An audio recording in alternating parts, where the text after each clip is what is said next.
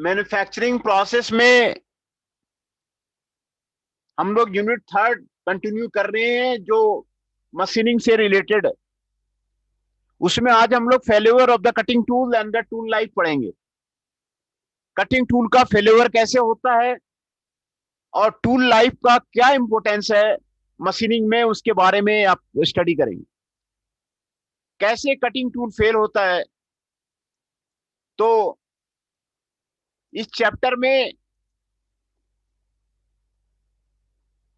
State how the cutting tool fails, cutting tool कैसे fail होता है उसके बारे में हम लोग स्टडी करेंगे। Mechanism and the pattern of the tool wear, tool wear का मैकेनिज्म क्या है और टूल वियर का पैटर्न क्या है उसके बारे में एक स्टडी करेंगे। What will be the essential property of the cutting tool material, cutting tool material का एसेंशियल प्रॉपर्टी क्या होना चाहिए, क्या क्या प्रॉपर्टी होना चाहिए for to become a cutting tool material. हमने पहले भी इसके बारे में स्टडी किया हुआ है। टूल मटेरियल का हम लोगों ने डिटेल से हम लोगों ने स्टडी किया हुआ है। Define and assess of the tool life, tool life क्या है, and develop and use of the tool life equation, जो टेलर F.W. टेलर ने, फ्रांसिस वेडिट टेलर ने टूल लाइफ एक्सपेरिमेंटली डेवलप किया है नॉटिंघम यूनिवर्सिटी में। उसके बारे में हम लोग जो है स्टडी करेंगे कि tool life equation F.W. Taylor ने कैसे डेवलप किया हुआ है। तो आज जो स्टडी का टॉपिक है failure of the cutting tool,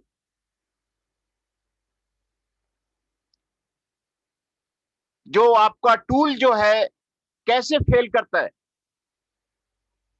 और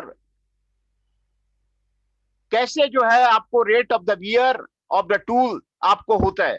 तो उसमें आपको कटिंग टूल मैकेनिकल ब्रेकेज होता है। मैकेनिकल ब्रेकेज जो आपको टूल में होता है वो एक्सेसिव फोर्स से होता है, शॉक से होता है। ज्यादा फोर्स लग रहा है, ज्यादा शॉक लग रहा है टूल पे, तो आपको मैकेनिकल ब्रेकेज हो जाएगा। इस तरह का जो फेल्योर है वो आपको रैंडम है, और ये आपको जानना जरूरी है कि कैसे जो है टूल फेल्योर होगा, ये आपको जानना जरूरी है। मैकेनिकल ब्रेकेज से आपका टूल फेल्योर होता है। दूसरा है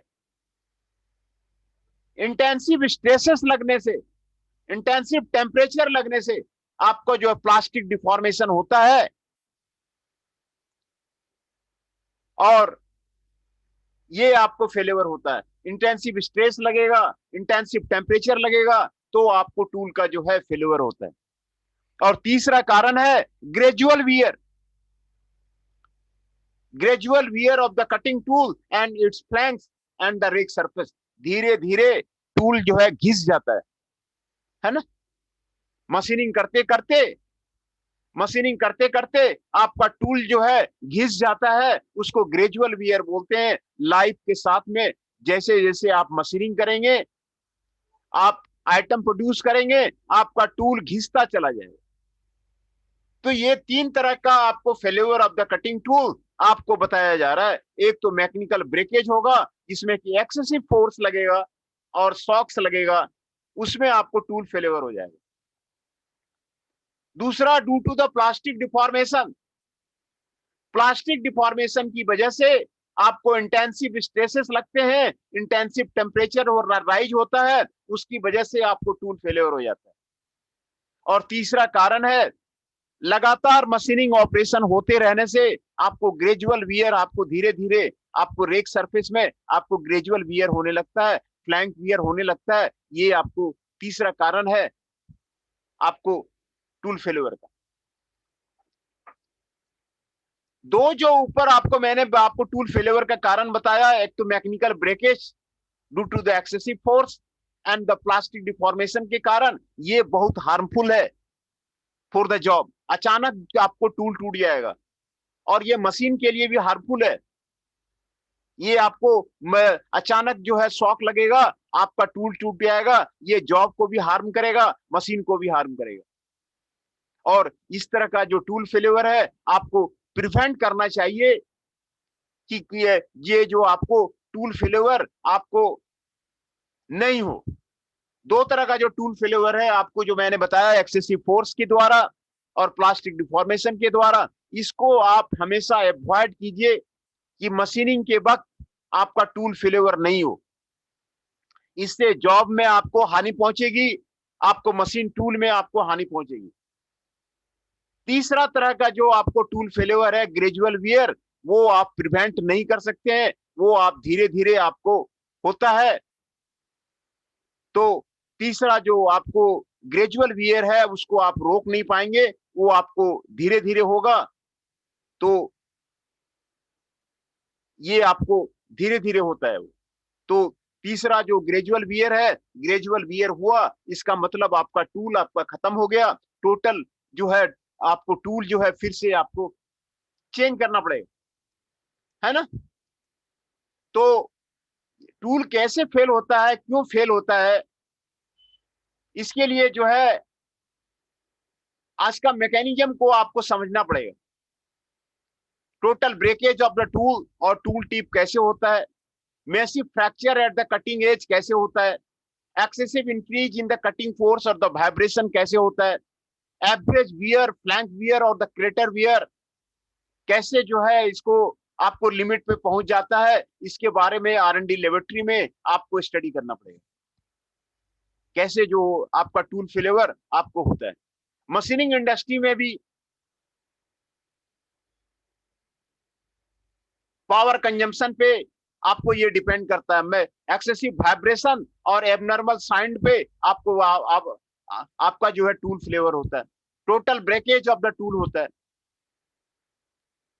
डायमेंशनल डेविएशन होने पे आपका टूल फेल्योर होता है, और टूल फेल्योर होने के बाद जो है आपको सरफेस फिनिश पे आपको इफेक्ट पड़ता है, और जो चिप फॉर्मेशन होता है वो आपको सही नहीं होता है। ये आपका इफेक्ट है आपको टूल फेल्योर का, है ना। तो जो टूल फेल्योर है उसको स्टडी करना आपको जरूरी है कि टूल फेल्योर ना हो। टूल फेल्योर कैसे होता है, किस तरह का टूल फेल्योर होता है, उसको स्टडी करना आपको जो है आपको जरूरी है। जो टूल फेल्योर होता है ये आपको चार तरह का आपको काउजेज बताए जा रहे हैं, चार तरह का मैकेनिज्म बताया जा रहा है, इसके कारण आपको टूल फेल्योर होता है। मैकेनिकल वियर है, जो आपको एब्रेशन है, चिपिंग है एंड द डेलिमेशन है, आपको ये आपको मैकेनिकल वियर। एडहेशन है, फ्रैक्चरिंग है और फ्लेकिंग है, ये आपको मैकेनिकल वियर है। मैकेनिकल वियर से आपको टूल फेल्योर होता है। थर्मोकेमिकल वियर है, macro diffusion by the mass dissolution के कारण जो है आपको टूल फेल्योर होता है। Micro diffusion by the atomic migration के कारण आपको टूल फेल्योर होता है। केमिकल वियर के कारण आपको टूल फेयर होता है। और गैल्वेनिक वियर, जो ये आपको चार कारण आपको बताए गए हैं, ये चार कारण से आपको जो है ये आपको मैकेनिज्म है आपको टूल फेल्योर का, है ना।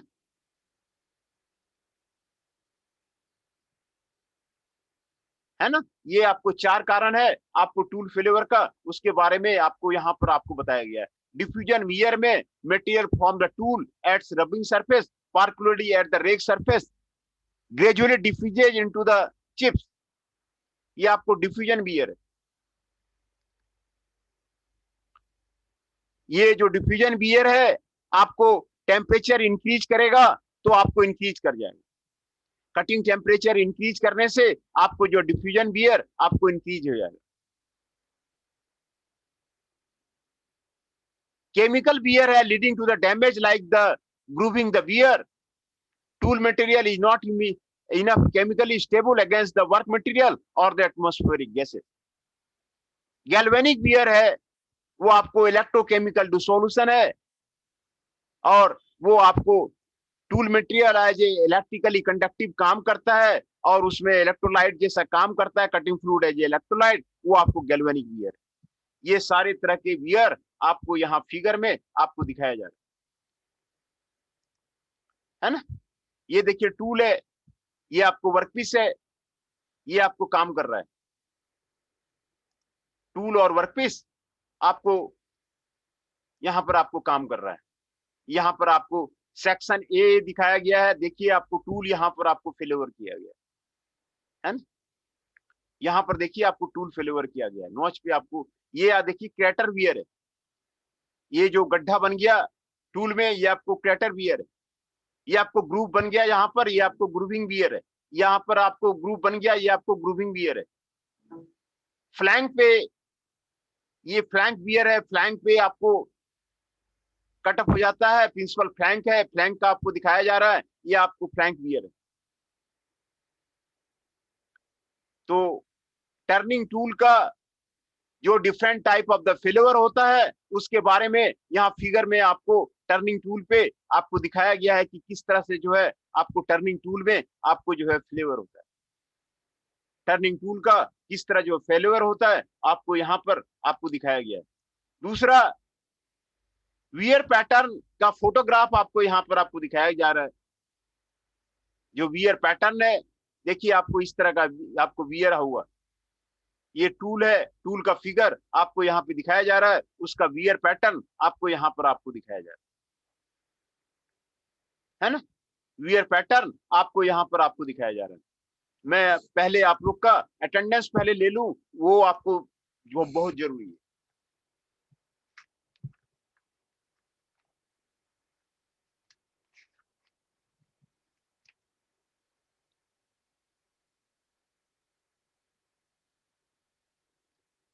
अमन Kushwaha ji 5 is present. Nitesh Mishra ji 23 is present.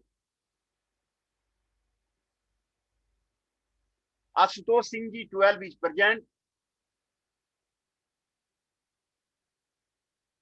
Chanchal Kaushik ji 13 is present. Tushar Kanaujia ji 32 is present.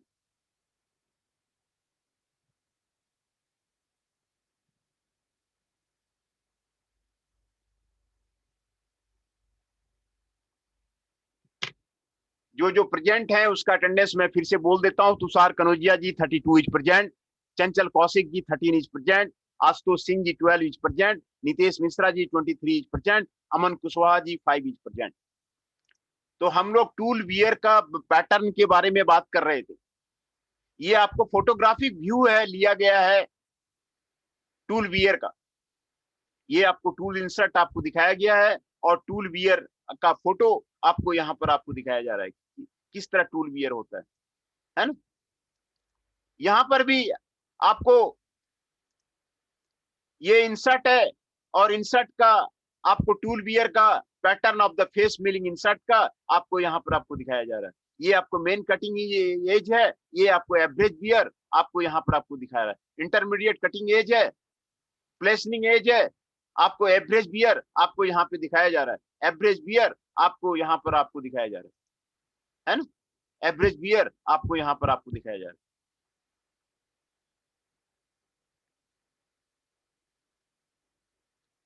तो टूल वियर का जो इफेक्ट है, क्या इफेक्ट होगा due to the failure of the tool, what effects are caused by the going tool wear, ये आपको इफेक्ट्स आपको यहाँ पे आपको बताया जा रहा है। Increase in the cutting forces, tool wear होगा तो कटिंग फोर्स आपका इंक्रीज हो जाएगा। पावर कंजम्पशन आपको इंक्रीज हो जाएगा। जब फ्लैंक वियर होगा तो कटिंग फोर्स आपको इंक्रीज हो जाएगा, पावर कंजम्पशन आपको इंक्रीज हो जाएगा। एक ये इफेक्ट होगा। डायमेंशनल एक्यूरेसी आपका खत्म हो जाएगा, सरफेस रफनेस आपका बढ़ जाएगा। सरफेस रफनेस जो है आपको टूल वियर होने से सरफेस आपको ठीक नहीं मिलेगा, डायमेंशनली जो है आपको एक्यूरेट नहीं मिलेगा, है ना। ये आपको इफेक्ट होगा। सरफेस रफनेस आपको डिजायर्ड प्रॉपर्टी आपको नहीं मिलेगी, डायमेंशनल आपको सही प्रॉपर्टी आपको नहीं मिलेगी। आपको साउंड सही नहीं मिलेगा, साउंड चेंज हो जाएगा। वाइब्रेशन आपका बढ़ जाएगा, वाइब्रेशन आपका बढ़ जाएगा। सरफेस इंटीग्रिटी आपका जो है खराब हो जाएगा, सरफेस आपका जो है आपको आपको खराब हो जाएगा। आपका टूल टिप आपका कमजोर हो जाएगा। तो ये इफेक्ट है आपको टूल बियर का। ये 5 इफेक्ट आपको दिखाए गए हैं। टूल बियर होने के बाद आपको ये इफेक्ट होने लगता है ना। टूल बियर होने के बाद आपको कटिंग फोर्सेस इंक्रीज कर जाएगा, पावर कंजम्पशन आपको इंक्रीज कर जाएगा, आपको डायमेंशनल डेविएशन होगा। सही डायमेंशन का आइटम प्रोडक्ट आप करना चाहेंगे, आपका नहीं होगा।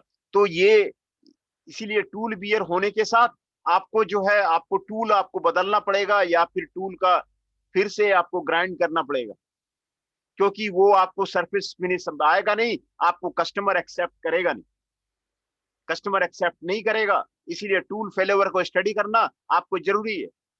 जो प्रोडक्ट बनाएंगे वो आपको कस्टमर लेगा नहीं, कस्टमर एक्सेप्ट नहीं करेगा। तो टूल कैसे फेलियर हो रहा है उसको स्टडी करना आपको जरूरी है ना। सरफेस रफनेस आपको जो है वो आपको इंक्रीज कर जाएगा, तो कस्टमर उसको लेगा नहीं, आपके जो आप जिस कंपनी का वेंडर है वो आपको आइटम लेगा नहीं।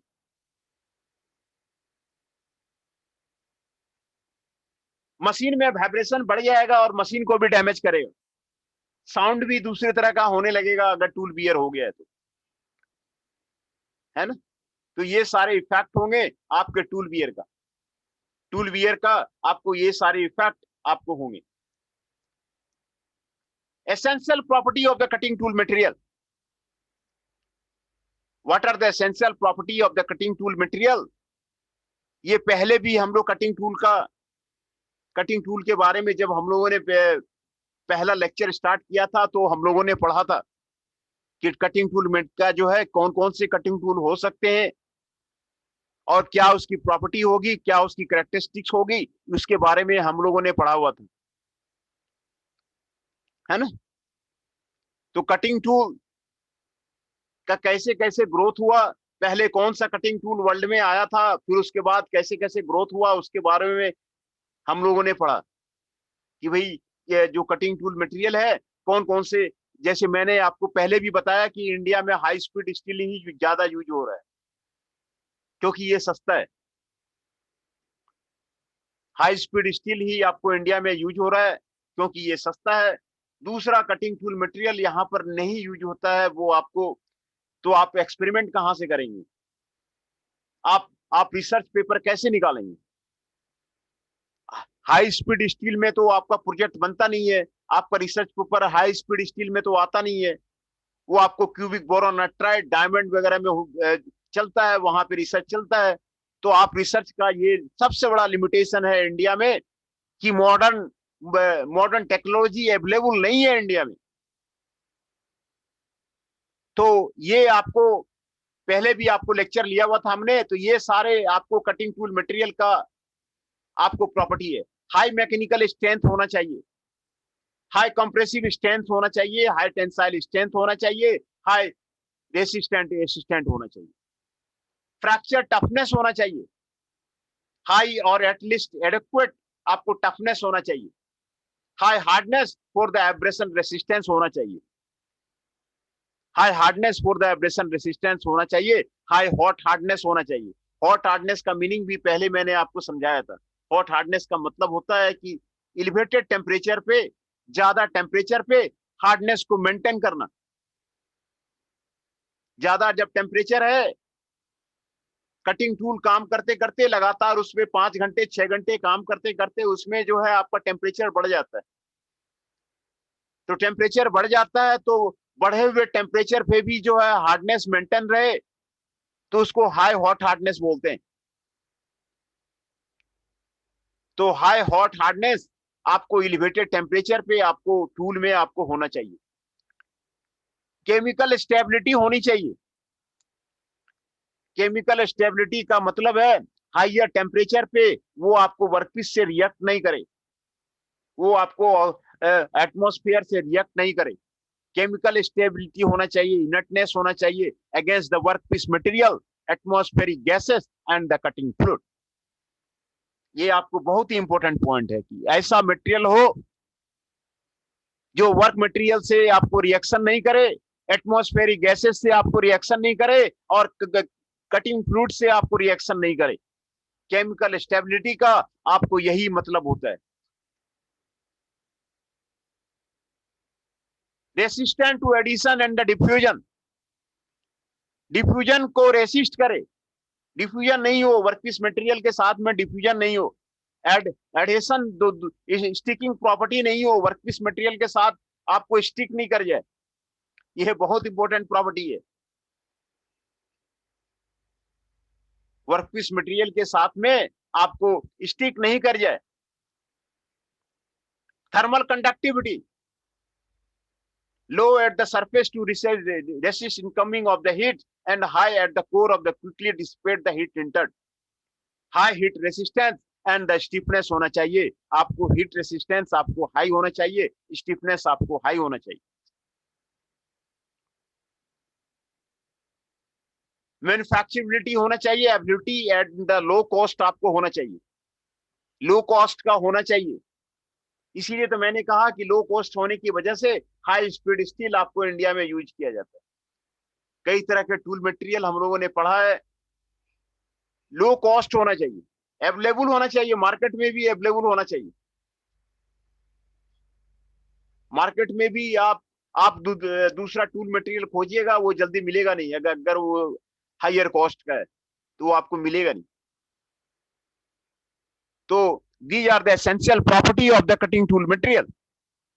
ये 9 प्रॉपर्टी आपको दिया हुआ है कटिंग टूल मटेरियल का, और ये 9 प्रॉपर्टी आप बिल्कुल जो है याद कर लीजिए कि ये आपको कटिंग टूल में आपको काफी रिसर्च चल रहा है, और काफी रिसर्च कर सकते हैं कि भाई कौन सा कटिंग टूल मटेरियल हम इंडस्ट्री में यूज करेंगे। प्रोडक्टिविटी को इंक्रीज करने का कटिंग टूल कौन सा यूज करता है, उससे भी प्रोडक्टिविटी बढ़ जाता है, उससे उससे प्रोडक्ट का जो है आपको कॉस्ट कम हो जाता है।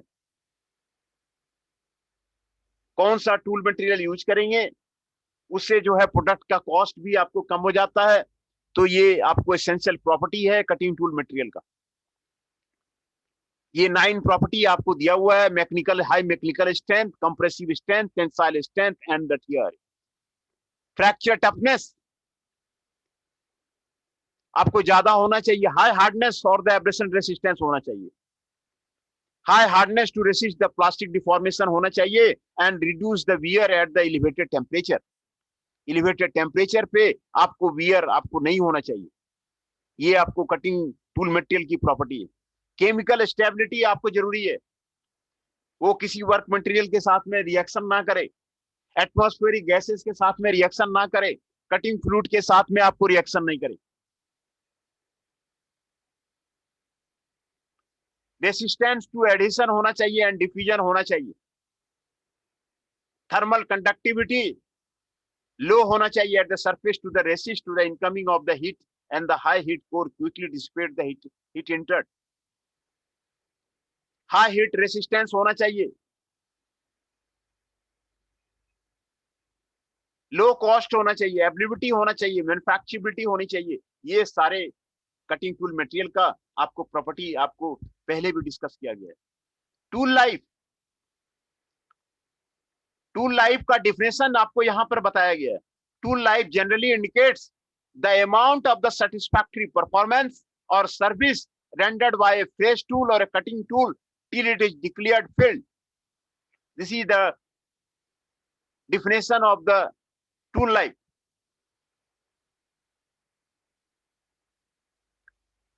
है ना? R&D में actual machining time period by which a fresh cutting tool satisfactory works, after which it needs replacement or the reconditioning.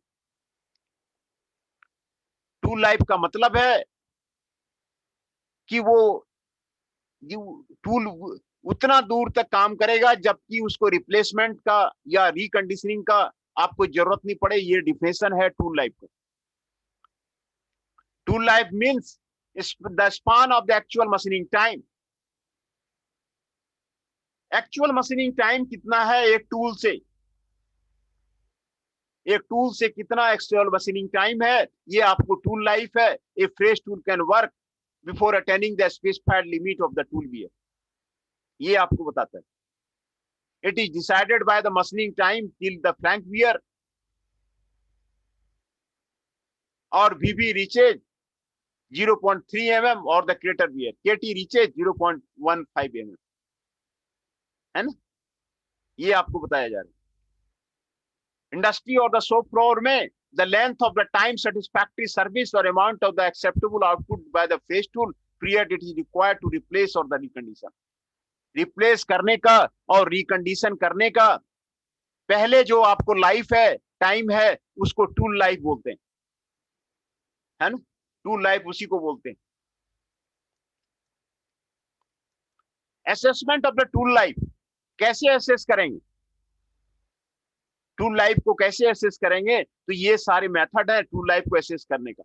Number of pieces workpiece machine, एक टूल लाइफ से कितने वर्क पीस आपने machine किया है, कितने work piece बनाए जा सकते हैं, वो आपको टूल लाइफ का असेसमेंट है। Total volume of the material removed, कितना मटेरियल जो है आपको रिमूव किया गया, ये आपको उसका असेसमेंट है। और total length of the cut, कितना लेंथ आपने कट किया, उसका ये असेसमेंट है, assessment of the tool life, है ना। ये आपको assessment of the tool life है। तो आज जो है यहीं तक आपको मैं रहने देता हूं और कल इसको कंटिन्यू करूंगा, फिर से इसको मैं आपको रिवाइज कर देता हूं।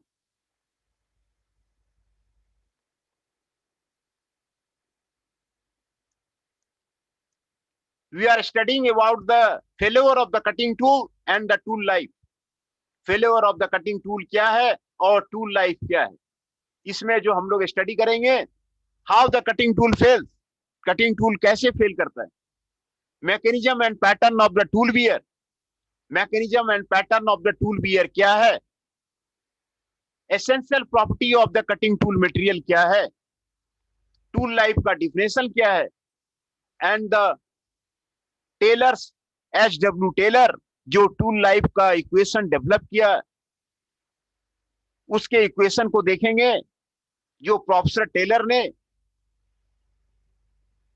आपको आपको डेवलप किया हुआ है। प्रोफेसर टेलर HW टेलर ने टूल लाइफ इक्वेशन एक्सपेरिमेंटली करके उन्होंने डेवलप किया है, उसके बारे में हम लोग जो है उसको स्टडी करेंगे, है ना। तो ये सारे हम लोग जो है उसको स्टडी करेंगे।